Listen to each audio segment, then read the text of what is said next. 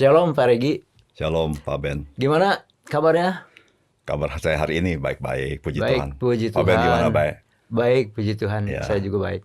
Ya. Terima kasih nih Pak Regi sudah bisa meluangkan waktu di tengah pekerjaan penggembalaan di Gereja Mangga Besar yang cukup besar ini.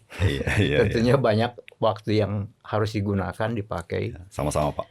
Pak, kita kan semua punya ayah, Ya. punya ibu, dan yang sudah punya anak. Kemudian pasti di sekeliling kita ada teman-teman kerja, teman yang lain-lainnya. Dan dengan mereka kita semua berkomunikasi dan berinteraksi. Ya. Dan ada satu yang sebetulnya paling lekat di dalam kehidupan kita. Dia selalu ada kapanpun, dimanapun, dalam kondisi kita apapun, yaitu Tuhan. Nah, topik komunikasi kita dengan Tuhan inilah yang akan kita obrolin kali ini. Ya. Ya. Mungkin Pak Regi bisa jelaskan bagaimana perkembangan komunikasi manusia dengan Tuhan dari mulai zaman Adam dan Hawa di dalam Taman Eden, dan kemudian seterusnya setelah mereka keluar dari Taman Eden, zaman Abraham, Musa, Israel, sampai kemudian pada zaman Yesus, dan bahkan kalau ditarik lebih jauh lagi sampai pada saat kita sekarang ini. Secara teologi Kristen, Pak, kalau berbicara Allah, itu berbicara wahyu, penyataan Allah, begitu ya. Nah, kalau kita bicara penyataan Allah, baru kita ngerti apa artinya Allah berbicara. Ya, jadi kalau Allah berbicara itu bukan sesuatu yang remeh-temeh, tapi sesuatu yang sangat-sangat penting di mata Allah, begitu. Sehingga Allah menyatakan diri. Ya. Nah, kalau kita baca Alkitab, maka kita harus mengerti begini. Kalau kita baca kisah Adam dan Hawa, itu adalah kisah yang ditulis oleh Musa. Ya, jadi bukan Adam dan Hawa yang menulis, tapi Musa yang menulis. Nah, ketika Musa menulis, kita membaca, dan ketika Musa menulis, Tuhan yang menyuruh Musa menulis.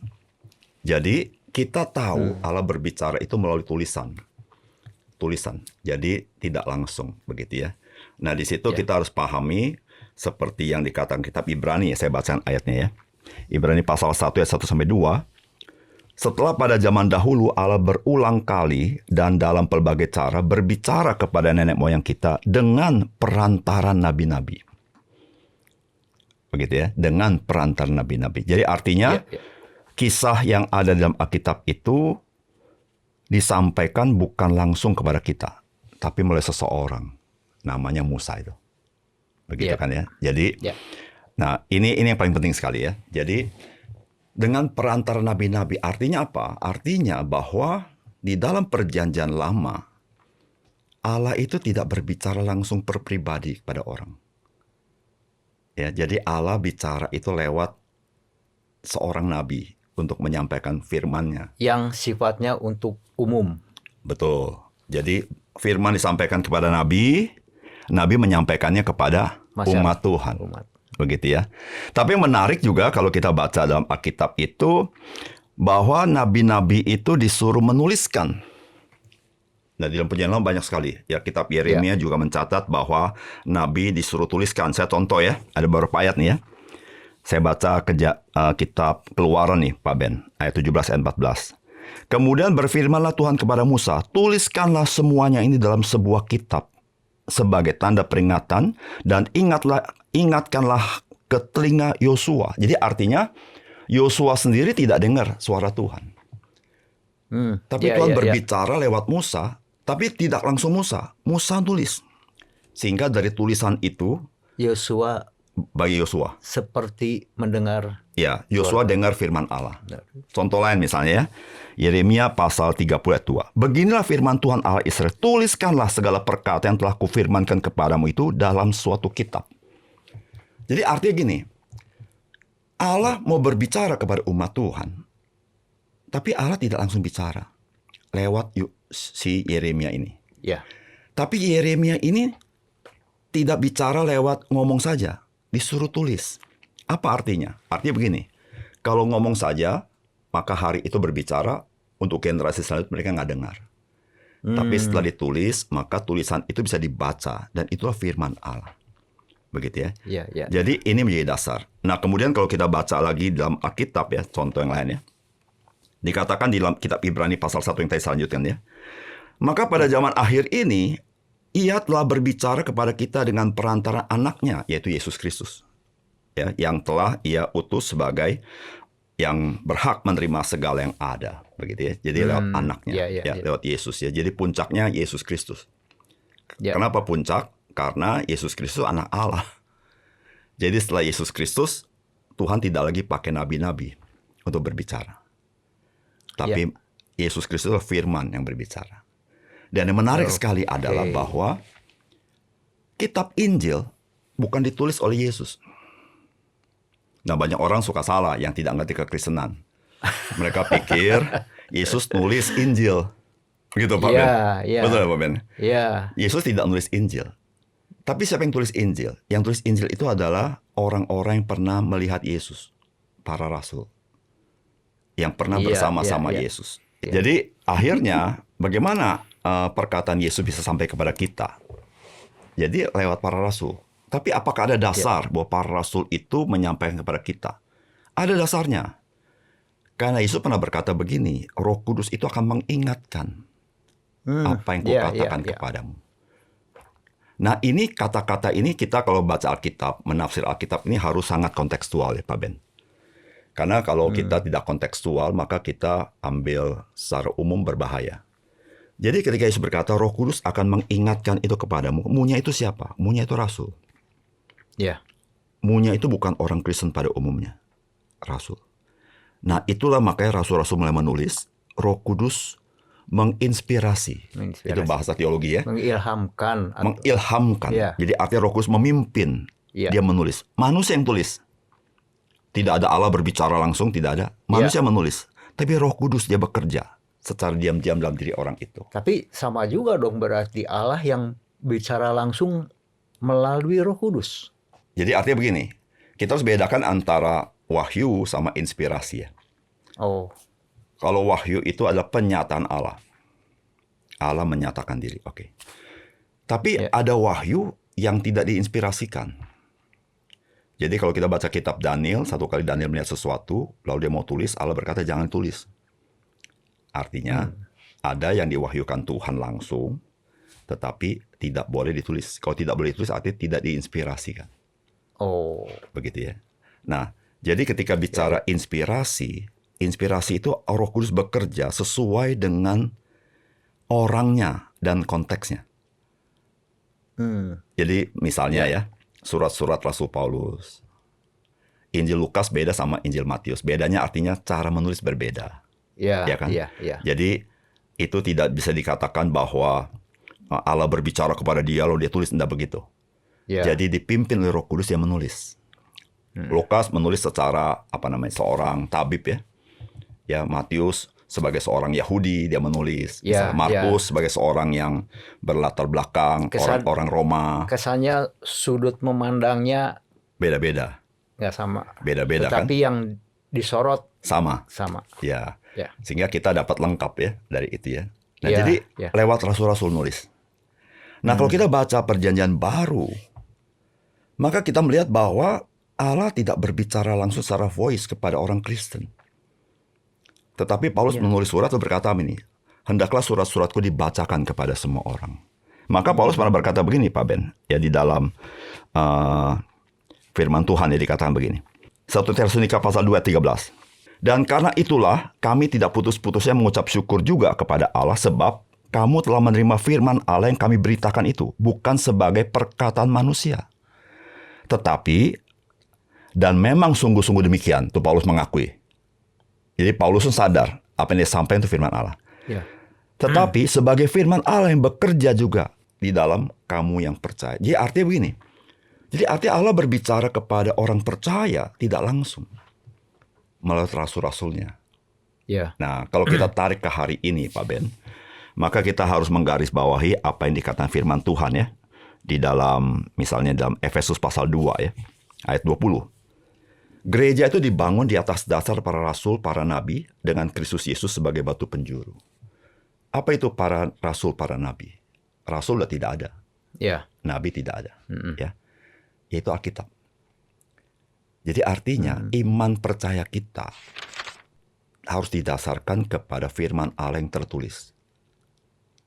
Ya. Bukan kepada Allah yang berbicara secara voice. Nah, seringkali Pak Ben, yang kesedihan kita seharusnya adalah orang Kristen tidak baca Alkitab, tapi dia mau tahu apa yang Tuhan mau sampaikan kepada dia. Dia cari suara Tuhan. Ya, jadi dia mau dengar suara, tapi baca Alkitab tidak. Nah, ini menurut saya berbahaya. Kenapa? Karena iblis, dia bisa sebagai malaikat terang. Ya, jadi segala sesuatu yang disebut dengan pimpinan Tuhan dalam hidup kita, itu harus didasarkan kepada kitab suci yang tertulis. Jadi orang Kristen mungkin bertanya, jadi peran Roh Kudus di mana? Kalau Allah tidak berbicara secara voice kepada saya. Nah, kita tidak boleh lupa, Roh Kudus itu menginspirasi Alkitab. Betul kan? Kan pernah dikatakan oleh Rasul Paulus kan di dalam 2 Timotius pasal 3:16 kan? Segala tulisan diilhamkan Allah, gitu kan? Jadi tulisan-tulisan itu memang Roh Kudus yang mengilhamkan dia. Jadi di mana peran Roh Kudus yang sekarang tinggal dalam hati kita berbicara kepada kita? Maka Roh Kudus itu mengingatkan akan kitab suci. Maka dikatakan firman Allah itu adalah pedang roh, bukan pedang kita. Pedang itu bisa untuk membela, pedang bisa menyerang. Tapi itu Roh Kudus yang pakai, itu firman Allah. Maka itu kalau dia menyerang artinya dia menegur kita lewat Alkitab. Tapi dia menghibur kita ketika dia membela kita. Jadi peran Roh Kudus itu bukan begini. Ada wahyu baru yang diberikan kepada orang. Tidak. Roh Kudus memimpin kita masuk ke dalam kebenaran apa yang diinspirasikan. Itu Yesus katakan kan? Roh Kudus itu memimpin kamu masuk dalam kebenaran. Kebenaran itu apa? Yaitu perkataan Yesus.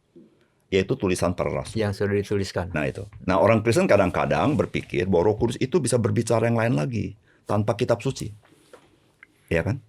Nah kalau seperti itu artinya begini Pak Ben. Kalau Roh Kudus bisa bicara di luar kitab suci, maka kredibilitas kitab suci dipertanyakan. Betul gak Pak Ben? Iya. Maka itu kan Alkitab bilang gini, terkutuklah orang yang menambahi dan mengurangi. Ya, maksudnya apa? Atau memberitakan apapun yang di luar selain berbeda daripada yang betul. Terkutuk ayatnya ada yang semua saya nggak kutip aja. Terkutuklah dia kan dikatakan. Kenapa? Karena itu firman Allah. Nah maka itu kita orang Kristen harus kembali kepada kitab suci. Ya. Saya mungkin melihat satu hal, gimana kalau kita cari suara Tuhan lewat khotbah.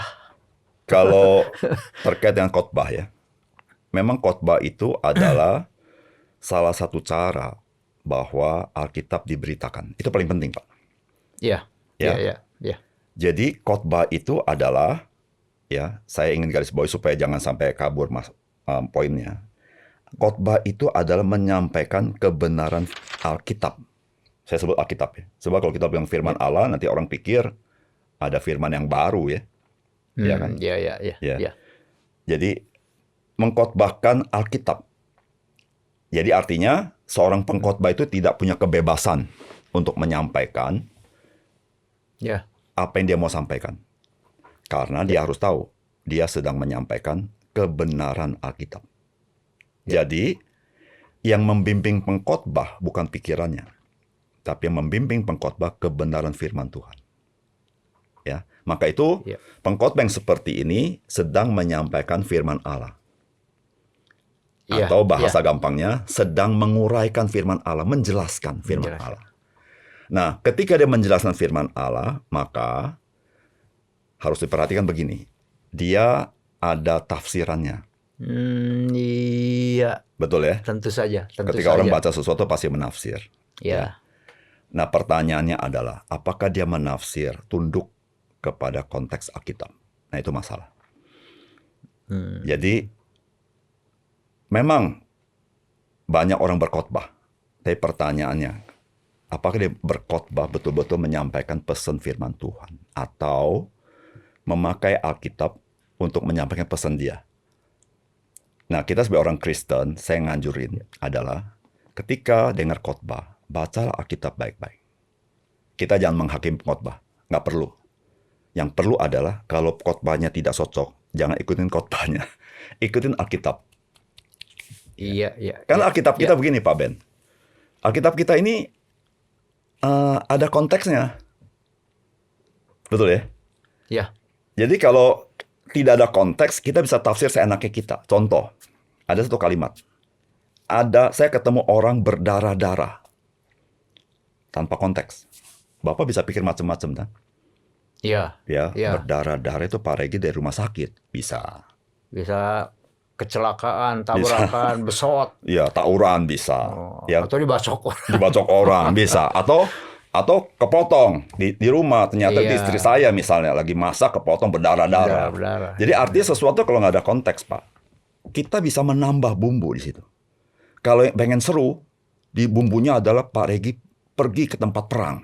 Wah, itu lebih seru karena bom orang. Itu kan begitu ya. Itu liar itu. Ya, tapi maksudnya enggak. Maksudnya begini, konteksnya gini. Tergantung dia. Dia ingin jadi sesuatu yang bombastis memang enggak. Dan ternyata memang banyak, Pak. Iya. Orang berkhotbah, dia tidak menyampaikan firman Tuhan, tapi senangnya supaya bombastis. Sehingga orang merasa, wah khotbahnya luar biasa. Padahal dia tidak sedang menyampaikan pesan firman Tuhan kalau kita baca konteksnya.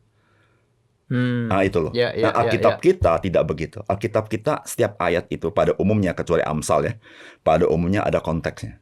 Sehingga waktu kita baca satu kalimat, kita tidak bisa liar berpikir. Kita harus lihat atasnya maksudnya apa. Itu poinnya, Pak. Jadi artinya orang Kristen harus pandai. Pandai dalam arti rohani, punya hikmat. Jadi dia harus pegang Alkitab, baca baik-baik. Jadi kembali ke topik yang paling dasar tadi. Allah berbicara melalui anaknya, Yesus Kristus ya. Kemudian setelah itu dilanjutkan penyertaan Roh Kudus di zaman Pentakosta, kemudian berlanjut sampai hari sekarang ini. Kan? Ya. Yang kita bicarakan tadi lebih sisi Tuhan yang bicara ke kita. Ya. Nah, sekarang bagaimana sikap dan cara kita yang berbicara? Bagaimana kita berdoa? Bagaimana caranya? Bagaimana sikap hati dan pikiran kita pada saat berdoa sehingga Tuhan itu bisa terima doa kita. Jadi doa itu sebenarnya anugerah Tuhan. Ya betul kan? Atau bahasa lainnya kepercayaan Tuhan kepada kita. Ya di dunia ini kan gampang, Pak Ben. Kita bisa kasih contoh-contoh kan. Kalau Pak Ben mau ngomong sama saya gampang, Pak. Anytime Bapak ngomong sama saya. Kalau kebetulan ketemu. Iya, kalau nggak ketemu bisa WA tuh. Ya Pak Ben. Iya. Selama ini kan gitu. Jadi artinya saya percaya paling tidak sebetulnya gampang gitu. Gampang. Tinggal ketemu terus ngomong aja. Ya kan nggak perlu pakai baju khusus. Nggak perlu ngisi form dulu. Nggak perlu tata cara apa-apa kan. Karena kita teman. Kita setara tuh. Tapi kalau kita ngomong sama orang-orang tertentu yang punya jabatan penting, mesti minta waktu dulu. Minta waktu. Lalu kita mau ngomong harus diatur dulu ngomongnya gimana. Lalu juga ngomong nggak bisa lama-lama, Pak Ben. Paling ketemu dia paling 10 menit. Dan dia ada tamu lain. Betul, Pak Ben? Betul. Paling mungkin juga ketemu di pintu gerbang doang sebentar, ngomong semenit. Iya kan? Ya. Nah sekarang kita pikir nih ya. Kita ngomong sama Tuhan. Ampun dah. Kita ngomong sama Tuhan, Pak, Bapak kalau mau ketemu Bapak Presiden, Bapak harus lewat berapa layer? Wah, saya nggak kebayang. Nggak kebayang, saya juga nggak ngerti ya. Pasti ada ajudan-ajudan yang Bapak harus lewati. Iya, protokolnya. Ya. Nah, orang manusia itu kadang-kadang berpikir sangat sederhana mengenai Tuhan, tapi sangat ruwet mengenai manusia. Kalau terkait sama Tuhan, disederhanakan semua. Tapi terkait sama orang, semua diperluat. Kesannya kayak rada ngegampangin gitu ya. Iya. Jadi Tuhan itu dijadikan egaliter sama kita, tapi manusia dijadikan atasan dia. Ya. Pertanyaannya begini. Bisakah manusia berbicara kepada Allah? Dan Allah dengar apa yang dia mau ngomong. Dengar itu arti peduli. Bisa nggak? Itu pertanyaannya. Manusia bisa berdoa, tapi pertanyaannya, bisakah manusia itu menjangkau Allah? Itu pertanyaannya. Dari mana dia tahu bahwa dia sudah menjangkau Allah? Kalau dari mana kita tahu kita berdoa, ya kita lihat dia berdoa. Dia nyebut nama Tuhan, betul ya? Berdoa dia.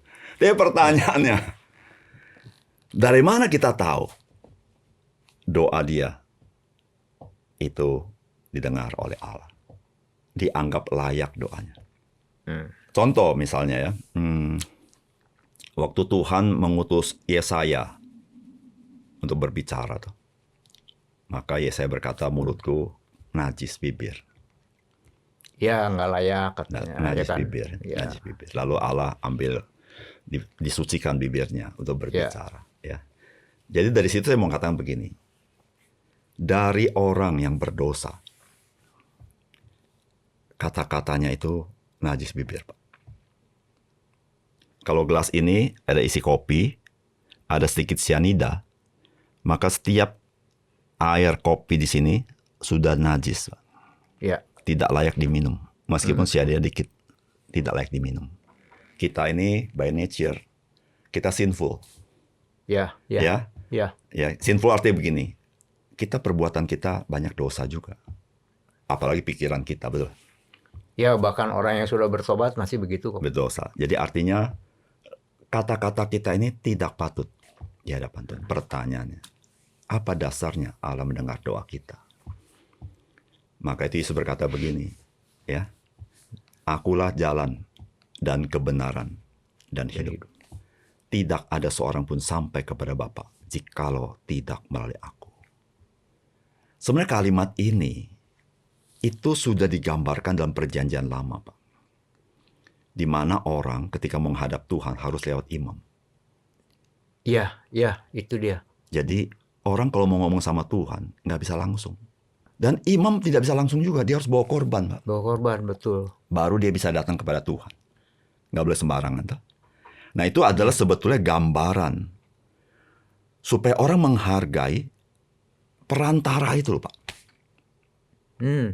Ya, manusia tidak bisa datang kepada Tuhan tanpa perantara itu. Dan perantara itu dari mana? Bukan ditunjuk oleh orang. Bukan Pak Ben saya tunjuk, Bapak yang nyampein nggak bisa. Saya jadi imam. Iya, nggak bisa. Potong korban, bakar. Ya, imam dalam perjanjian lama ditunjuk oleh Tuhan. Iya. Dan keturunannya nggak boleh dari suku Yehuda, nggak boleh. Ada suku tertentu keturunan imam, betul ya? Yang dikhususkan. Betul. Itu adalah gambaran perjanjian lama supaya kita ngerti bahwa kalau kita bisa berdoa sekarang langsung, ingat ada perantara kita. Ya. Itu Yesus Kristus, itulah Parakletos.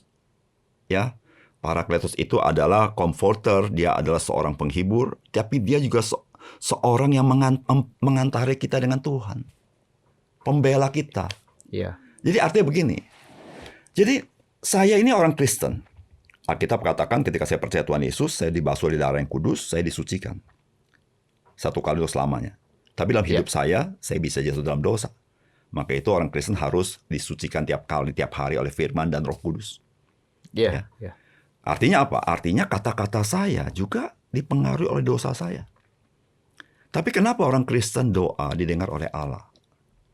Karena ada Kristus yang menyucikan kita. Ya. Nah, kita berkata Kristus mati di kayu salib memperdamaikan kita orang percaya dengan Allah Bapa. Dan ketika kita percaya Tuhan, Roh Kudus diberikan dalam hati kita. Nah, di sini kita ngerti esensi doa. Apa itu doa? Doa itu sebetulnya adalah persekutuan kita dengan Tuhan. Yaitu anak-anak Allah dengan Bapa di sorga. Itu doa. Itu yang diperjuangkan Tuhan Yesus ketika dia mati di salib supaya kita bisa bersekutu dengan Allah Bapa ini. Nah, disitulah kalau kita katakan doa, maka yang kita ingat siapa? Seringkali kalau kita ingat doa, yang kita ingat adalah urusan kita. Betul Pak Ben? Iya. Saya butuh kerja nih, saya doa. Betul kan? Tapi gini sekarang, kalau saya tanya Pak Ben ya, saya makan, konsentrasi saya apa? Saya makan, konsentrasi saya apa? Makanan kan? Makanan. Ya kan? Konsentrasi bukan diri saya kan? Makannya enak apa enggak? Ya. Betul kan? Ya. Saya belajar, konsentrasi saya kepada siapa? Kepada materi pelajaran. Materi pelajaran. Betul ya? Saya minum, konsentrasi pada siapa? Pada yang diminum. Airnya enak apa enggak? Ya. Betul kan? Kalau saya berdoa, konsentrasi sama siapa? Harusnya. Keperluan saya. Padahal doa itu adalah kepada Tuhan kita. Harusnya. Ya itu poinnya. Nah itulah maksud saya, kita di dalam ketika berbicara berdoa itu diaplikasikan berbeda dengan yang lain. Kalau saya minum, konsentrasi minumannya. Ya. Kalau saya makan, konsentrasi makanannya. Kalau saya belajar, konsentrasi pelajarannya. Tapi waktu berdoa, konsentrasi saya bukan pada Tuhannya. Konsentrasinya kepada pergumulan saya. Pengen ini, pengen itu. Iya. Susah ini. Sehingga yang terjadi adalah begini Pak Ben. Doa bisa dijadikan sarana psikologis. Doa pada umumnya. Ya. Jadi bukan Kristen doang. Saya sudah berdoa, tenang hati saya. Ya kan? Ya. Betul ya? Ya. Kenapa dia tenang? Karena konsentrasi diri dia. Jadi Tuhan, quote unquote, bantu saya. Bahasa jeleknya Tuhan pembantu saya. Pembantu saya lagi urusin. Iya. Nah kalau konsentrasi kita seperti ini Pak Ben, tidak heran orang percaya yang banyak berdoa, banyak kecewa. Itu salah satu kesalahan sikap ya. dalam berdoa. Kecewa banyak Pak. Kecewa banyak. Iya. Kecewa banyak. Gitu kira-kira Pak Ben. Jadi doa itu secara esensi kalau kita kenal apa yang Kristus lakukan, itu adalah persekutuan kita dengan Bapa di surga. Artinya begini Pak Ben. Kalau kita berdoa, maka kita itu sebetulnya bukan merindukan yang lain-lain. Yang kita rindukan adalah Dia. Dia kepuasan saya. Iya. Maka kalau pemazmur berkata, siapakah yang sangat terpenting di dunia ini? Yaitu Tuhan. Di surga Tuhan. Paulus berkata, apa yang dia inginkan? Yang ku inginkan adalah mengenal Dia. Dan kuasa kebangkitannya.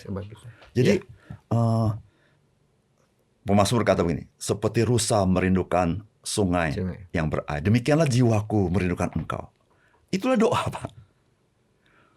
Apapun konteksnya ya, pada waktu itu mungkin pemazmur itu sedang di padang belantara, sedang bergumul jauh daripada bait suci atau kemah suci, bait suci ya pada waktu itu ya. Pak Ben lihat, konsentrasi dia bukan kepada diri dia, tapi konsentrasi dia kepada Tuhan yang indah itu. Ya. Iya. Nah, disitulah kalau kita lihat Raja Daud ya dalam pergumulan dia mendapat kekuatan meskipun urusannya belum selesai. Diuber-uber. Nggak selesai. Sampai akhirnya Saul mati, Daud itu nangis. Inilah orang yang ngerti. Kepuasan dia bukan kepada kalau Saul baik sama dia, bukan. Kepuasan dia adalah Tuhan. Meskipun Tuhan tidak langsung ya melepaskan daripada Saul, tetapi Daud tetap dekat sama Tuhan. Itu inti doa. Nah pertanyaannya kan begini. Jadi artinya saya nggak boleh minta apa-apa ya? Nggak begitu. Nah ada juga kadang-kadang ada pengkhotbah misalnya terlalu menekankan begini. Jangan minta-minta gitu kan ya. Ada kalanya ketika bicara doa ya.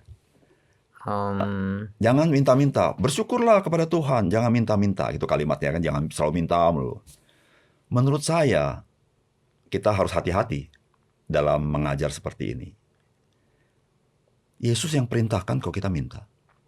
Mintalah, ya. Jadi seorang pengkhotbah jangan melarang orang minta. Itu maksud saya. Ya. Kalau kita melarang orang minta, kita lebih hebat dari Tuhan Yesus. Ya, anaknya sendiri, anak tunggalnya bilang minta, kita sebagai anak angkat bilang jangan minta-minta. Betul ya? Iya. Minta itu adalah sebetulnya gambaran daripada Bapa itu sumber hidup kita. Ya, kata Bapa itu ya, Aba itu punya pengertian sumber hidup. Jadi minta itu adalah gambaran seorang anak yang depend on Bapa. Betul Pak Ben? Kalau Pak Ben, kita sebagai orang tua ya Pak Ben ya. Anak-anak kita besar lah ya. Waktu masih kecil, dia nggak pernah minta sama kita. Minta kepada tetangga kita. Kita tersinggung Pak. Iya. Iya kan? saya bapak kamu, minta sama saya, jangan minta sama tetangga, ya kan? Emang gua nggak bisa ngasih gitu. Ya gitu kan, betul Pak? Iya. Betul kan ya? Iya. Meskipun misalnya saya mungkin sebagai ayah yang miskin ya, tapi tetap Pak, kalau anak tidak pernah minta sama saya, minta sama tetangga, saya merasa kok begitu gitu loh. Iya, iya. Jadi artinya, kalau saya minta kepada Bapak, itu adalah satu pengakuan saya, Tuhan, saya tidak bisa hidup tanpa Engkau. Gitu. Tapi satu hal yang penting bagi kita adalah kita percaya juga Bapa yang kita percaya di sorga itu Bapa yang baik. Iya. Betul kan? Ya, Bapa yang ya. baik, dia tahu apa yang baik buat kita. Jadi, kalau kita minta, ada kalanya Bapa di surga tidak kasih seperti yang kita minta. Betul gak? Betul. Pertanyaannya adalah, apakah kita mau percaya kepada Bapa kita di surga? Seringkali Pak, kita minta dengan iman. Allah jawab, kita tidak pakai iman. Betul gak Pak? Lalu ada orang Kristen lain begini Pak. Saya sebagai pendeta misalnya. Bapak misalnya ada pergumulan apa? Doa Pak, doa. Lalu Tuhan tidak jawab seperti permintaan Bapak. Seringkali ada orang Kristen berkata ini, Bapak kurang beriman. Saya mau bertanya, di mana yang kurang beriman? Karena tidak dijawab. Saya mau tanya, Pak Ben ketika Tuhan jawab tidak sesuai jawaban Pak Ben tetap percaya Tuhan nggak? Percaya. Bapak beriman. Bapak beriman. Iya. Ya, jadi jangan begini loh. Kalau apa yang kita minta Bapak kasih, baru kata kita beriman.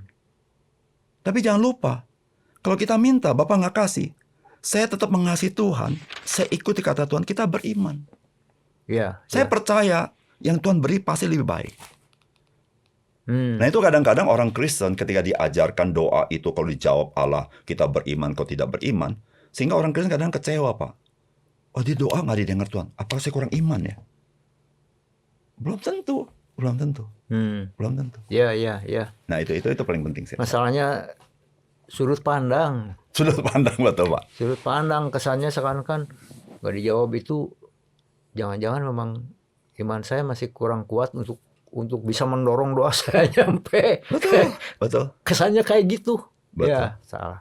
Elia waktu lawan nabi-nabi Baal yang 400-an itu. Iya. Dia sekali berseru, api turun dari sorga. Betul ya Pak? Iya. Itu beriman ya? Iya. Beriman. Wah imannya luar biasa, betul ya? Benar. Tetapi Pak, tidak lama kemudian ketika mau curahkan hujan, Elia doa langsung dapat hujan? Enggak. Dia perlu berkali-kali minta. Jadi peristiwa itu nggak lama. Ya, jadi setelah bukan musuh-musuh Tuhan itu kalah, nabi-nabi palsu itu, Tuhan mau kasih hujan. Karena sudah 3 tahun lebih tidak hujan, kering. Lalu Tuhan perintahkan Elia minta kepada Tuhan hujan. Dia doa, nggak langsung dijawab. Dia perlu berkali-kali dia minta bujangnya lihat. Jadi saya mau tanya, yang mana lebih beriman? Waktu dia turunin api dari sorga atau turunin hujan? Yang mana? Yang turunin hujan Pak butuh waktu. Yang turunin api langsung datang. Mana lebih beriman? Kalau kesan saya gini, Pak Regi, kalau sekali turun, waduh, hebat imannya. Kuat tuh iman. Minta hujan sekali nggak turun, wah diuji nih, masih kuat apa enggak? Ya. 2 kali masih belum. Kalau nggak kuat, kecewa atau anggap udahlah Tuhan, kan gitu. Jadi begini Pak, jadi bukan tergantung instan tidak instannya. Tapi berapa endurance dia percaya kepada Tuhan. Itu menunjukkan dia beriman Pak tidak. Apakah dia konsisten di tengah kesulitan, penderitaan dia tetap percaya. Itu kualitas iman. Iya. Bukan berarti ketika dia minta dijawab Tuhan tidak beriman, tidak. Tapi seringkali kita pikir kalau orang langsung dijawab imannya besar. Tapi kita salah. Orang yang tidak dijawab-jawab tapi dia konsisten berdoa, minta sama Tuhan dengan menangis dan percaya. Itu imannya luar biasa Pak. Kan banyak kita dengar kan, ibu-ibu yang punya anak, seorang ibu punya anak yang kacau balau, seorang ibu Kristen kan. Iya. Dia berdoa bertahun-tahun Pak, supaya anaknya bertobat. Bayangin, sampai akhir anak bertobat. Itu iman ibu itu besar sekali. Artinya apa ya? Dia percaya sama Tuhan. Dia percaya. Padahal selama itu, sebelum itu terjadi, pertobatan itu terjadi, dia penderitaan buat dia. Ya apa enggak? Kalau mulai goyah kan, ya apa enggak, ya apa enggak. Ya, betul. Terus kalau kayaknya enggak, udah deh, berhenti deh, nggak usah minta lagi. Betul. Makanya saya katakan begini, Ya, Pak. benar, Orang benar. Kristen kalau berkata, saya beriman sama Tuhan. Tapi kalau dia tidak pernah atau jarang berdoa, menurut saya dia kurang beriman kepada Tuhan. Bagaimana mungkin engkau berharap kepada seseorang, tapi engkau tidak mau kontak orang itu? Ya. Jadi orang Kristen kadang-kadang gini, saya tetap beriman masih kurang doa. Ya kalau kurang doa, kurang beriman. Betul dong, Pak? Iya, itu sebetulnya salah satu tanda gejala gejala bahwa kurang iman. Jadi kita harus tahu juga bahwa kita baca Injil, ya. Maka itu kita perlu baca Alkitab. Kalau kita tidak baca Alkitab, ya kita tidak tahu gaya Tuhan, quote unquote ya. Kita tuh kenal orang lewat pergaulan, Pak. Saya kenal gaya Pak Ben karena udah banyak ngobrol Pak Ben. Nah, hari ini kita ngobrol secara khusus kan. Tapi saya kenal Pak Ben yang ngobrol sama saya kenal gayanya bagaimana saya udah tahu. Ya kan, jadi nggak perlu ketemu orang, saya tahu Pak Ben gaya begini. Nah, Tuhan juga punya quote unquote ya. Saya nggak berani sebut Tuhan pakai gaya ya, teman mau nggak mau ngomong begitu ya. Tuhan itu punya cara. Punya cara. Nah, bagaimana kita tahu cara Tuhan kalau kita hanya lihat dengan mata kita? Karena Tuhan itu roh. Bagaimana kamu tahu? Kamu yang tebak-tebak kan? Tebak-tebakan. Allah Maha Kuasa. Kalau dia Maha Kuasa, dia pasti sembuhin saya. Musinya bisa gini, bisa gitu. begini, bisa gini. Tidak ada yang mustahil bagi Allah dan sebagainya. It's okay. Ya, itu semua ada hal-hal yang benar mengenai Allah. Tapi cara Allah kan, nggak bisa tebak. Seperti cara saya, kalau Bapak nggak kenal saya, Bapak nggak bisa tebak saya mau ngomong apa. Jadi kalau kita baca Alkitab baik-baik, khusus baca Injil, ya, ternyata waktu Yesus datang ke dunia, Yesus tidak menyembuhkan semua orang. Itu harus baik-baik kita pahami. Tidak semua orang dia sembuhkan. Walaupun yang diceritakan, itu yang disembuhkan. Tapi nggak semua orang dia sembuhkan. Tapi di luar itu masih ada orang-orang sakit yang tidak bertemu dan tidak disembuhkan. Oh, itu. Banyak. Orang buta banyak dan sebagainya. Dan Yesus memang tidak cari-cari orang buta, cari orang kusta untuk disembuhkan. Ketemu di jalan. Kan? Ketemu di jalan, sama person dia panggil, dia sembuhkan. Dia panggil, ayo. Yesus menyembuhkan orang. Nah, pertanyaannya bagi kita, waktu kita baca Alkitab kisah itu, kenapa ya? Maka kalau kita baca baik-baik, semua itu dituliskan supaya kamu percaya Yesus adalah Mesias anak Allah. Jadi, bukan supaya kamu sembuh, bukan. Supaya kamu percaya siapa dia. Jadi, supaya kita percaya sama Tuhan. Lewat peristiwa yang ditulis. Mungkin kamu tidak sembuh. Tapi kamu baca Alkitab kan? Yesus itu siapa? Supaya kamu percaya. Mungkin kamu didoain, kamu akhirnya nggak sembuh. Tapi kamu baca Alkitab, siapa Yesus? Supaya kamu percaya. Supaya imanmu teguh, percaya. Jadi gini, bukan karena kamu sembuh kamu percaya. Tapi saya percaya lewat Alkitab meskipun saya tidak sembuh. Karena Alkitab kasih tahu. Jadi artinya bahwa permintaan kita bisa tidak dijawab persis sama Tuhan. Ya. Tapi itu tidak berarti Tuhan tidak mengasihi kita.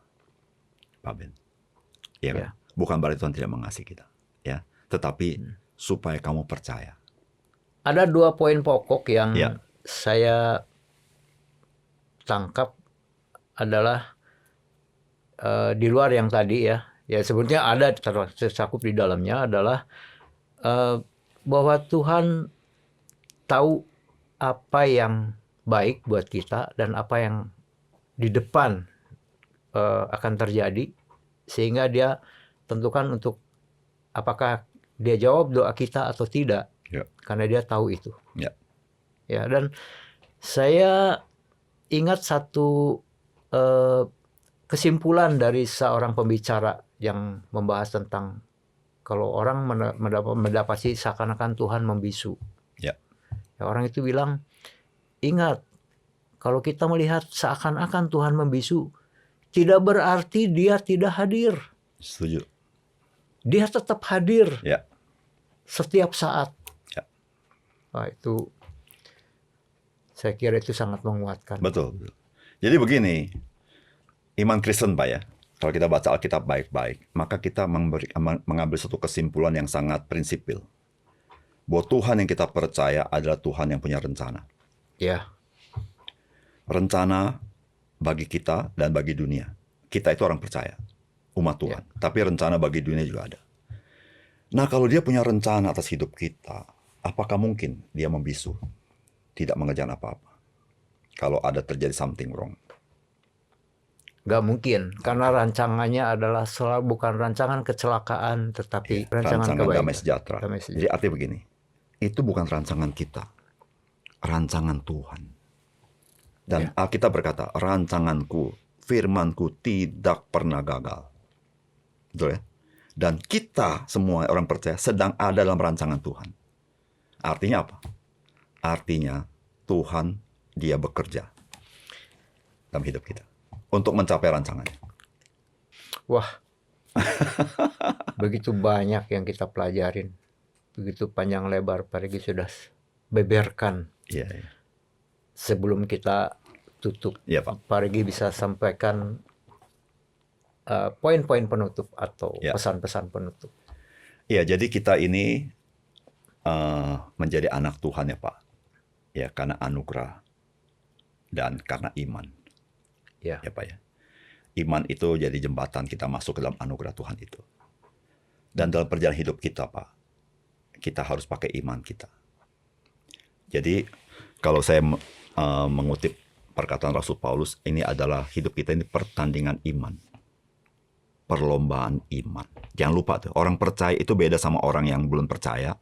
Orang percaya itu hidup di dunia ini dengan segala pergumulannya adalah perlombaan iman. Jadi, dalam setiap aspek hidup kita, Pak, itu terkait langsung dengan iman kita. Maka itu Alkitab berkata gini, pakailah perisai iman, maka kamu akan memadamkan panah api si jahat. Ya. Nah, ketika orang Kristen tidak memakai perisai iman, perisai akal budi saja, perisai pengalaman saja, perisai perasaan saja, orang Kristen itu rentan, terbakar, khawatir, karena panah itu nyampe.